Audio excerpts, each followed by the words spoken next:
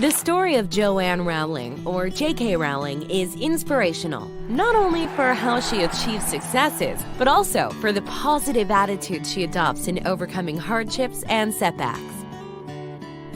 In this introduction, I will present a brief biography of Joanne Rowling.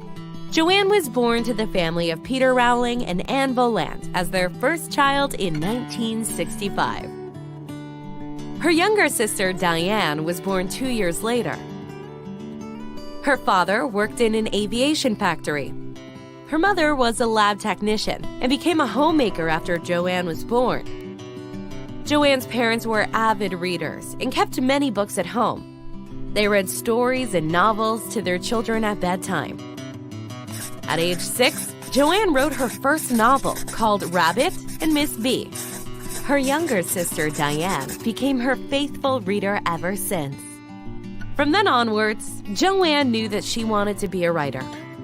She wrote stories whenever possible, even during lunch breaks at school.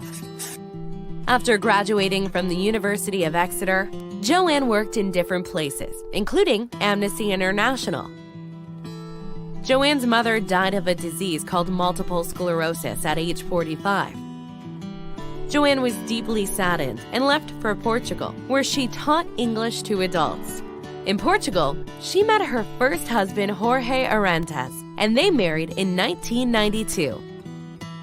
Their daughter, Jessica, named after Joanne's favorite writer, Jessica Mitford, was born in 1993.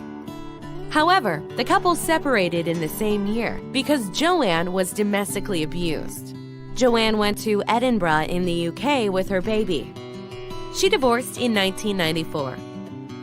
Being a single mother who needed to take care of her baby, Joanne relied on welfare benefits and lived in harsh conditions. Eventually, she was in depression.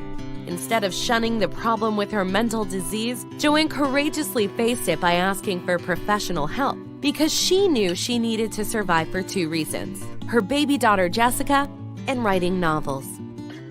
Having recovered from depression, Joanne often sat and wrote, with her baby sleeping in a trolley beside her in a cafe called Nicholson's, owned by the husband of her sister Diane. She never let her talent of creative imagination be wasted, not even for one moment, no matter how difficult her life has become. Later, Joanne studied a training course and became a school teacher, whereby she could financially support Jessica and herself. At the same time, she continued to write. She finished the manuscript of the first volume, Harry Potter and the Philosopher's Stone, in 1995.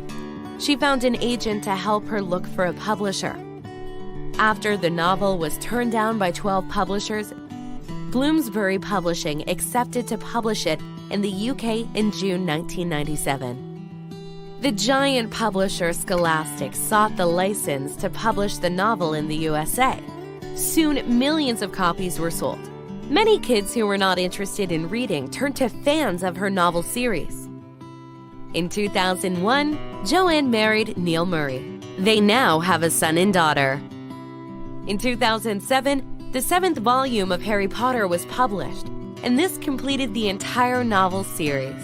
By now, about 500 million copies in over 80 languages were sold. It is estimated that with all her income from books, films, plays, and spin-offs, Joanne makes millions of US dollars per day. After becoming a billionaire, while continuing to write stories, plays, and blogs, Joanne is now actively engaged in charity works. She has donated a large portion of her assets to charities, helping patients with multiple sclerosis and cancer, single-parent families, and others. In 2005, she founded an NGO, which was later called Lumos, to save and protect exploited children around the world. With her creative imagination and compassion for humanity, Joanne has successfully fulfilled Plutarch's maxim, which reads, "What we achieve inwardly will change outer reality." J.K. Rowling's positive values and creative problem-solving skills contribute to her success. With fortitude, she has successfully fulfilled her aspiration to be a novel writer. She also embodies a humanitarian concern for people in need, especially children. By establishing Lumos in 2005, for example, Rowling has created an effective way to help people globally. Fulfilling her personal aspiration with fortitude and creatively helping other people are the sorts of life decisions J.K. Rowling has made. More specifically, Rowling's success is based on her creative methods of addressing challenges. In her Harvard speech in 2008, Rowling describes the type of failure she encountered in this way. I had failed on an epic scale. An exceptionally short-lived marriage had imploded, and I was jobless, a lone parent, and as poor as it is possible to be in modern Britain without being homeless. The fears that my parents had had for me and that I had had for myself had both come to pass, and by every usual standard, I was the biggest failure I knew. So she notes that everyone has to experience failures. If you try to avoid failure by leading an extremely careful and distorted life, you had not ever lived a life truthfully. Failing to live truthfully would be a type of failure too. So every one of us has to experience failures in life. However, why are so many people defeated by their failures, whereas J.K. Rowling has become so successful? J.K. Rowling's success is achieved by her mastery of the Fool creativity. Her fortitude and resilience are characteristic of the Fool. In addition, her skillful inversion of the negative impact of failure into something positive is an exemplar of Fool creativity too.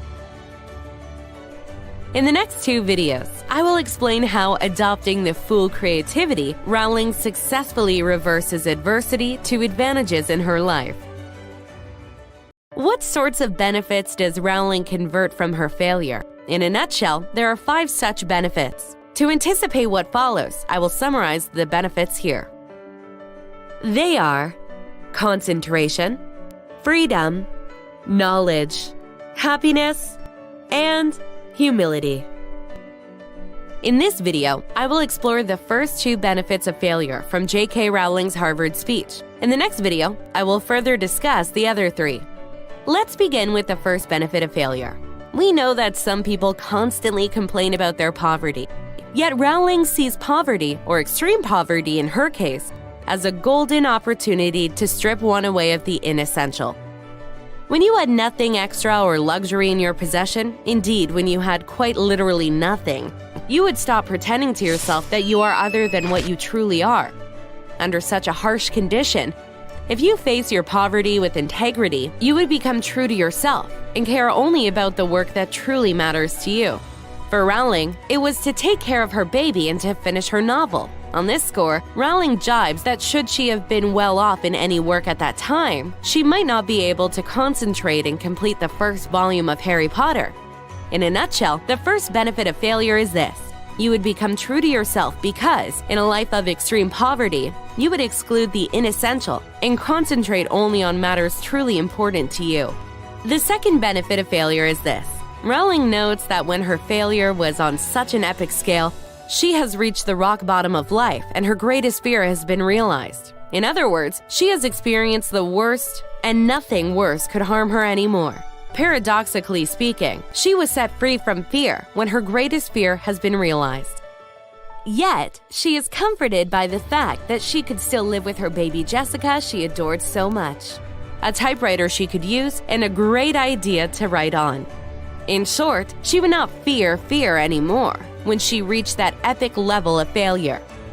In other words, for the second benefit of failure, you could set yourself free from fear once you understand that you had already been living through the worst times. This sort of freedom would empower one to face failure courageously.